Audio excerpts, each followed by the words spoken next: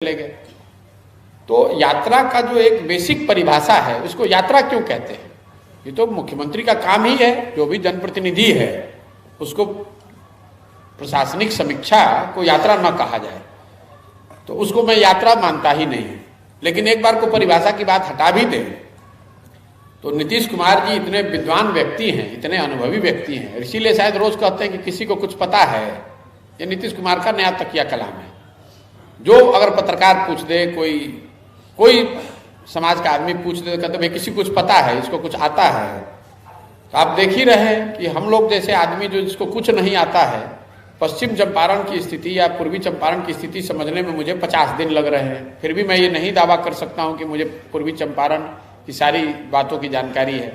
नीतीश कुमार जी ने 4 घंटे में पूरा पश्चिम चंपारण का यात्रा खत्म कर लिया और पूर्वी चंपारण में करीब 15 मिनट का समय उन्होंने बिताया है। तो दोनों मिला दीजिए तो 5 घंटे में 1 करोड़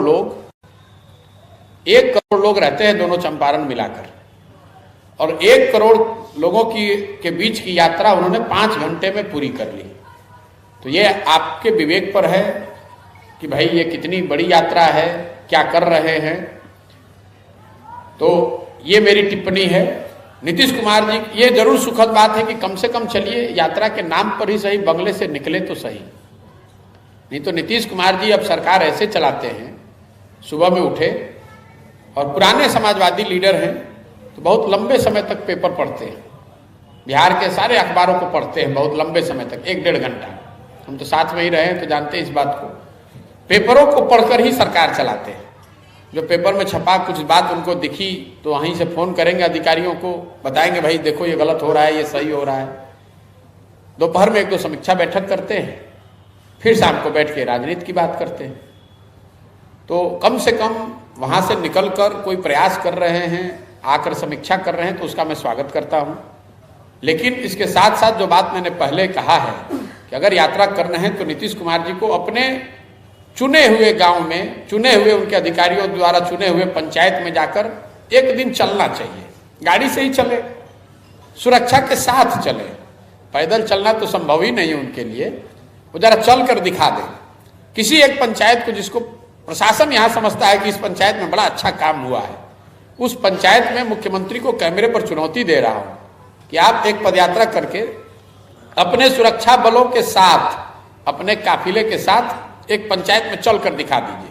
मई 2021 को मैंने रिटायरमेंट या उस काम को छोड़ने की घोषणा की है, तो उस विधा में मैं शिखर पे था। पंजाब, बंगाल और तमिलनाडु जीतने के बाद तो मैं चाहता तो 20 वर्ष वही काम करता, इसीलिए उस काम को छोड़ा। फिर 1 साल तक ये पूरे मंथन के बाद, सोचने समझने के बाद मैंने जीवन के लिए, अपने जीवन के लिए तय किया है कि नहीं, ये आएंगे जो आजादी से पहले कांग्रेस की व्यवस्था थी, गांधी जी की व्यवस्था थी, जिसमें समाज का हर वो व्यक्ति जो आजादी के लिए, देश के लिए कुछ करना चाहता है, वो उस व्यवस्था से जुड़कर अपना योगदान दे पाता था, परिवार, जाति, धर्म से ऊपर उठकर। वैसी अगर व्यवस्था बनाना है तो हमें समाज में जाकर काम करना होगा। ये प्रपोजल लेकर ही कांग्रेस के पास गए थे। आप में से कुछ लोग जरूर जानते होंगे कि मेरी कांग्रेस से लंबी चर्चा भी चली। मैंने उनको कांग्रेस का लोग कहते हैं कांग्रेस का ब्लूप्रिंट रिवाइवल का क्या दिए थे, यही दिए थे कि आप अगर राजनीति में फिर से पुनर्स्थापित करना चाहते हैं तो समाज ही जरिया है। राजनीति से समाज सुधरे नहीं सुधरे, समाज से राजनीति को सुधारा जा सकता है। जो हम अभी कर रहे हैं ये सामाजिक अभियान नहीं है, ये समाज के माध्यम से किया जाने वाला राजनीतिक अभियान है। हम दल नहीं बना रहे हैं, लेकिन पहले समाज अगर नहीं तैयार होगा तो ये मेरा विषय है। और मैं अपने जीवन के अगले 2 साल, 4 साल, 5 साल, 10 साल इसी में लगाना चाहता हूं कि बिहार में करके दिखाना चाहता हूं। तो अगर बिहार में ये हो गया तो पूरा देश इसको मानेगा। पूरा देश कैसे मानता है कि आज हम चुनाव प्रबंधन हमको आता है, हमने उसको करके दिखाया है। तो हमारे पास हम चाहे जितना भाषण दे दें, लोग तो मानेंगे नहीं। लोग तो यही कहेंगे कि नहीं, जाति के आधार पर ही राजनीति होती है। लोग तो यही मानते हैं कि नहीं, इसी तरह की राजनीति होती है। तो मुझे इसको बिहार में प्रस्थापित करना है। इससे एक नया मॉडल बनेगा, नई राजनीतिक व्यवस्था बनेगी, तो वापस आएगा। क्योंकि देश में के लोग ये मानेंगे कि जिस बिहार के लोगों को वो अनपढ़ और मूर्ख मानते हैं, उन लोगों ने एक ऐसी व्यवस्था बना दी जो देश में स्वतंत्रता के बाद किसी ने बनाई नहीं। तो उससे हम लोग का अपना गौरव वापस होगा और बिहार के विकास में एक बड़ा मूवमेंट शुरू होगा, ये तो होगा ही होगा। इसीलिए अपना जीवन का सब कुछ छोड़ के हम इतना बड़ा अभियान सरकार में आने के लिए थोड़ी ना कर रहे हैं। वो तो आज नीतीश कुमार को ये सब होने के बाद आज फोन करेंगे तो कल हम आप सरकार में आप हमको पाइएगा। हमको कौन रोक रहा है बिहार में सरकार में आने से? भाई नीतीश कुमार क्यों चाहते हैं कि फिर से आरजेडी की सरकार बन जाए? कभी आपने ना इसलिए चाहते हैं, नीतीश कुमार जी को कोई तेजस्वी से सिंपैथी नहीं है। आप नीतीश कुमार को नहीं जानते हैं। वो इसलिए चाहते हैं, प्रमोट नहीं कर रहे हैं, इसलिए चाहते हैं कि जनता जीवन भर याद रखे कि फिर से जब जंगल राज होगा तो फिर कहेगा कि इससे बढ़िया तो नीतीश कुमार थे। तो नीतीश कुमार की अपनी विंडिक्टिवनेस है कि हमको तुम 40 पर उतार दिए हो, तो देखो ऐसा करके जाएंगे कि तुम हमको फिर याद करोगे कि देखो हम ही इससे बढ़िया तो नीतीश कुमार थे।